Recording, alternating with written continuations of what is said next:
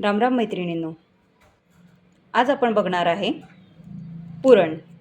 पुरणासाठी लागणारे साहित्य मी तुम्हाला सांगणारच आहे. पण आज आपण पुरण कशा पद्धतीने तयार करतो आहे हे मी आधी सांगणार आहे. आज माझ्याकडून पांढरे जे छोले असतात ते जास्त शिजले गेले आहेत. त्यामुळे त्याचं काय करायचं? याच्यापासून आपण कटलेट्ससुद्धा बनवू शकतो. पण मी यापासून आज पुरण शिजवणार आहे. हे एकदम जास्त शिजलेले आहे, तुम्ही बघू शकतात, एकदम मऊ.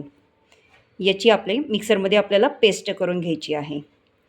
हे साधारण 1 डब्बा इतकं उकडलेले छोले आहेत आणि पाऊण डब्बा गूळ घेतलेला आहे, जायफळ आणि 4 वेलदोडे घेतलेले आहे.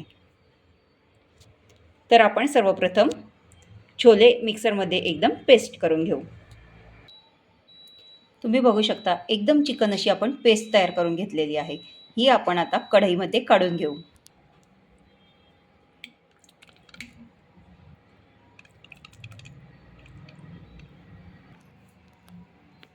आता ही पेस्ट आपण शिजायला ठेवणार आहे. आता ही पेस्ट आपण शिजायला ठेवलेली आहे. त्यामध्ये आपल्याला गूळ घालून घ्यायचा आहे. गूळ वितळेपर्यंत आपल्याला त्याचे पुरण शिजू द्यायचे आहे. तोपर्यंत आपण वेलची पूड कुटून घेऊ.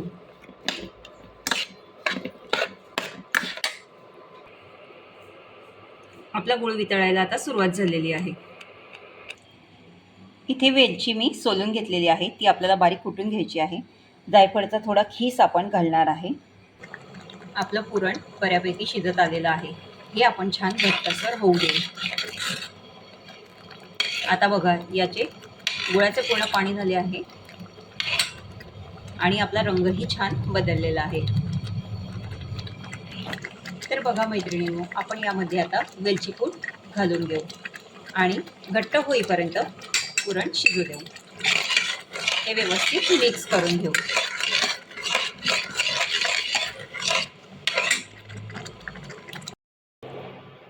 तर बघा मैत्रिणींनो, आपलं पुरण आता तयार झालेलं आहे. एकदम घट्टसर असे पुरण तयार झालेले आहे. पुरण झाले हे कसे समजायचे? एकदम घट्ट झाले की पुरण तयार झाले. आता आपण इंडक्शन बंद केलेले आहे. आपले पुरण छान तयार झालेले आहे. साधारण 5 ते 6 पुरणपोळ्या होतील इतके पुरण माझे तयार झालेले आहे. तर आपण आपले चणे जास्त शिजल्यामुळे आपण ही रेसिपी तयार केलेली आहे.